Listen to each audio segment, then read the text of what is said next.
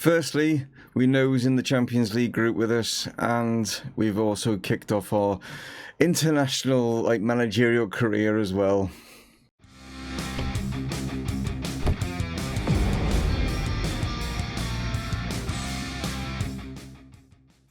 Hello guys, and welcome to Dreaming is Possible here with Chesterfield. And yes, if you look right above me up there, yes, you'll see we've had a couple of games as the England managers kicking off against the world champions, actually, Italy. Got a draw of a 1-1, which I think is a pretty good start. Then we absolutely battered Scotland in the England-Scotland rivalry. Not an England-Scotland match for a long time, and we absolutely trounced them 5-0. So yeah, doing pretty well as international manager. Got off to a really good start, and that's in the sort of the Nations League thing. That's it. We've also got in our group Switzerland as well. We're yet to play them, but like I say, I've not seen anything in the comments regarding, obviously, whether you want to see any of the England matches or anything like that. So I will just give you little bits of snippets here and there, to just keep you informed. We have obviously played some games. As you can see, we are sitting in 6th spot, but we have got a game in hand on the teams above us. So if we do win, we will probably go to number 1. If we do win that, because of our goal difference and stuff like that, we should go their level on points with Arsenal, but we'll have a better goal difference. We are playing Crystal Palace in that game, which as you'll see, down in the relegation area, not got a result at the moment. They'll probably get one today, won't they? You know what I mean? So without further ado, yeah, let's show you the Champions League. Right, we're going to be kicking off in today's game with Valencia. Yeah, that is one of the teams in our group. The rest of them, yeah, PSG and Porto. So not the easiest of groups. It's going to be an interesting one. Obviously, Valencia and Porto are the two teams that we've definitely got to get some decent results against. PSG, I'm don't know. Do you know what I mean? I'm just putting that one as a let them go through kind of thing. We'll go through gladly as second spot. That's what I'm saying. We're up against Porto and Valencia. They're the two that we've got to try and get past. It's interesting that we're going to be playing Porto with our obviously our Portuguese kind of connection that we've got. So yeah, starting off things with an away trip to the Mestalla. Yeah, that's going to be an interesting one against Valencia. They're not going to be, I don't think, an easy group. I think at the end of the day, they'll just show you the other groups actually that are in here. So starting off with Group A, we've got Monaco, Borussia Dortmund, Shakhtar and Sporting in that one. That's a fairly evenish group as well. You know what I mean? I'd say it's really hard to maybe choose who's going to go through in that one. Inter, Bayern, Zenit and Salzburg are in Group B. You'd probably say the top two going through there. Manchester United, Juventus, PAOK and Dynamo Kiev are in Group C, so that is where another English team has landed. In Group D, Barcelona, Standard Liège, Marseille and Apoel. Well, I think Barcelona got that group pretty much sewn up, I would say. You know what I mean? As for another English team, we got Liverpool in with Atletico, yes. Don't seem to get away from Mr. Jurgen Klopp, do they? You know what I mean? As they take on him. Bayer Leverkusen and Celtic. That's a really tough group for the teams. I would say that's probably the toughest group.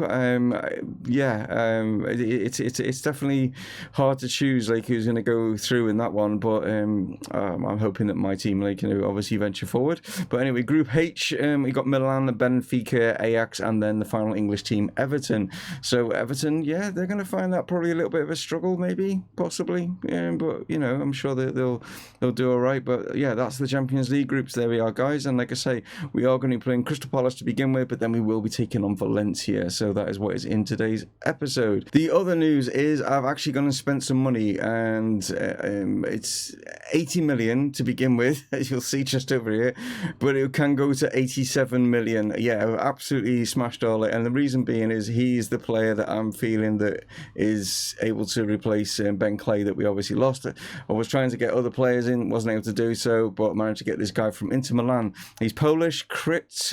I'm not sure how, if anyone's out there that is Polish that can maybe decipher how his surname is. I'm going to just say it's Dezwowski, something like that.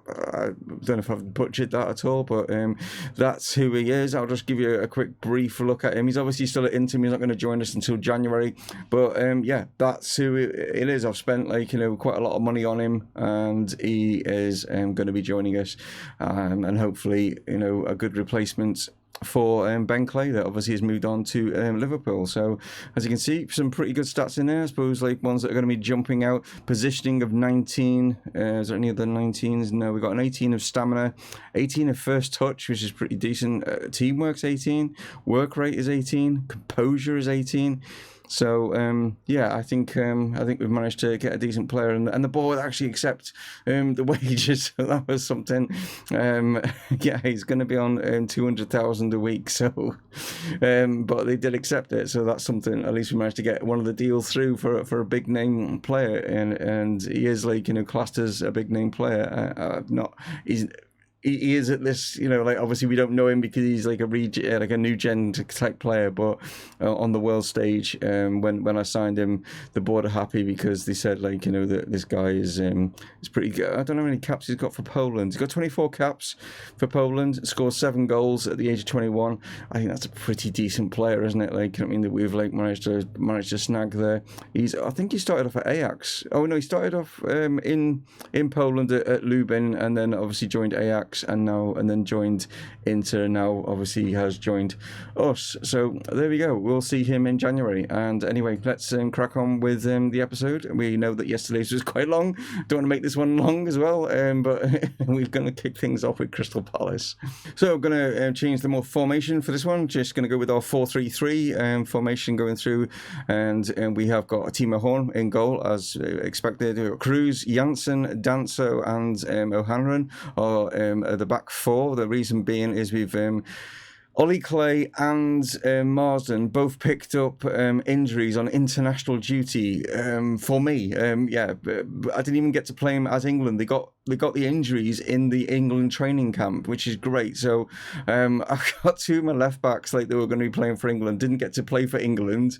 It was Ben Chilwell that ended up playing for England or whatever, and my 2 left backs got injured. So that's why O'Hanlon is playing at left back. We got Keena, Dreyer, and Neto in the midfield. And then we got Kyle Warner, Puerto, and Appleby as the front runners as well. Like, you know, yeah, some of the players like that you would maybe expect in the side literally have come back from international duty, so that's why like some of them are not fully fit. So we are away at Selhurst Park, and like I say, it'd be good to get a decent result here to put us back on top of the Premier League. So corner ball now as Felipe Cruz goes to put this one in. And cleared away. Didn't find anyone from the initial corner, but we might get something from this cross now as Dreyer, like, you know, lays this one back. Played in now. It comes across and Kyle Warner's there, not picked up, and we are leading by 1-0. So as you can see here, it's quite a simple-ish goal as Cruz and Dreyer just like playing around here on this side, and then Cruz plays the ball in, and it's easy enough for Warner to hit it first time, just like literally standing unmarked, and yeah, it was an easy enough strike. And like I say, as you can see with the league table now, that has put us back on top. Chance now that interception as Kyle Warner has picked this one up, and he's like surging forward now into the box. He's going to like lay this one back, finds Dreyer, hits it, but blocked by one of the defenders. It's going to come here to Danso now, plays it down the line, finds O'Hanlon. O'Hanlon plays it here to Kyle Warner. Warner trying to get through. He's done all right. He plays it back here. O'Hanlon's in, and Neto hits the post, but Puerto's there to mop things up. And we're only like 15 minutes or so into the game, and we are leading by 2-0. So like I say, Kyle Warner here is having a decent game to begin with. He's like done really well there. O'Hanlon, I think he blasted it. I don't think he was aiming for Neto initially, but Neto sort of like took control of it, hits the post, bounces back, and Puerto's in the right place to notch our second goal. So free kick here as Danso stands over this one, just plays it short, plays it to O'Hanlon. O'Hanlon goes out long here, finds Appleby, goes for the initial shot, and then like takes it on his other foot and like slots it in, and we're 3-0 up. We are literally cruising at the moment. Crystal Palace are not showing any sort of form of like, you know, defence here, as Danso, like I say, just plays it here. O'Hanlon sees Appleby, picks him out nicely, takes it down, it goes to the right foot I think initially, and then it bounces off like a defender, and then he hits it with his left and buries it in the bottom corner. So as we come into half-time, we are leading by 3-0 and looking very, very comfortable, to be honest. And as you can see, in control, possession-wise, and definitely in control when it comes to the shots and stuff like that. Just don't want to get too complacent in the second half, you know what I mean? We just want to like think, oh, we've got this game sewn up, you know. If we can score 3 in one half, there's no reason why that Crystal Palace can't. I can't see it because they don't seem like they're doing anything, but we just don't want to be like, you know, just getting too complacent. So, throw in here for Crystal Palace as they try to get back into this game, and it's played across here, and it's found absolutely nobody, but eventually Sangali has now managed to get it, but we've intercepted it, and Appleby's away, and we're probably going to catch them now on the counter-attack. They'd have pushed forward for that one, as Appleby's gone inside here, finds Puerto, and slots it away. Not the best of strikes, maybe slightly miscued with the hit, but hey, he's got his second goal of the game, and yeah, again, Crystal Palace trying to get back into it. They pushed up, and we just caught them on the counter-attack as Appleby finds Puerto here. And no, maybe I give him a little bit of discredit. I think maybe he did actually hit it correctly, but nicely finished. Let's just check in here for an offside. Well, it was actually quite tight. But yeah, it was onside. Only just, though. Here's Danso now. Danso to O'Hanlon. Finds Dreyer. I'm pretty impressed with our new centre-backs that we've signed, Upamecano and Danso. Unfortunately, Upamecano's come back from international not fully fit, so that's why he's not playing. And there is Puerto's hat-trick as Kina just finds him. And yeah, the young Portuguese striker is looking pretty good. I mean, he was playing for Benfica, I had him on loan last season, and he ended up finishing top scorer in that league with 29 goals. So yeah, he's definitely starting to come into form now, which is great. I think he's only 21, 22 maybe, something like that. I'll have to double check. Another offside check here, but yeah, as you can see, he's well onside. But yeah, it looks like he's definitely going to be around the club for a long time, as long as we can keep hold of him. So playing things out from the back here is Danso finds Neto. Here's O'Hanlon now, just knocks it back. We're just keeping control of the ball now. As like I said, there's only about 5 minutes or so left of the match, as it's played over the top here, trying to find Warner, who's I've switched sides. Keena now plays it across. Ollie Watkins is in here, plays it back to Keena, finds Warner, and eventually it finds Charlie Lawrence, and he has managed to get his first goal of the season. He played fantastically well, and Charlie did for England. Didn't score for England, but he got a couple assists in the game against Scotland. So a really good game against Scotland. And he's now matched that up with a goal here for Chesterfield to get his account off and running in the Premier League. So there we go, 6-0. A very convincing win against Crystal Palace. They didn't put up much of a fight, and as you can see, we absolutely dominated when it came to shots. And as you can see, you can just see all these greens behind me. Fantastic performance from all the lads. So that puts us in great spirits going into our opening game in the Champions League against Valencia. We are sitting top of the Premier League after 5 games. It's only 5 games, I know, but looking good. The other thing is all the normal usual suspects, the sort of top 6 are all kind of where they're supposed to be, I suppose. You know what I mean? They're all up there. Right then, here is the lineup going into this one. We're going with our 4-2-3-1 asymmetric for this one. We've got Timo Horn in goal, Cruz, Arifi, Upamecano, and Marsden. Yes, we got Marsden back from his injury. He is there. We got Dreyer and Neto in midfield. Appleby's going to play in the cam with Charlie Lawrence in the striker position. Out on the wings, we've got Baptista, and then we've got Kyle Warner as well.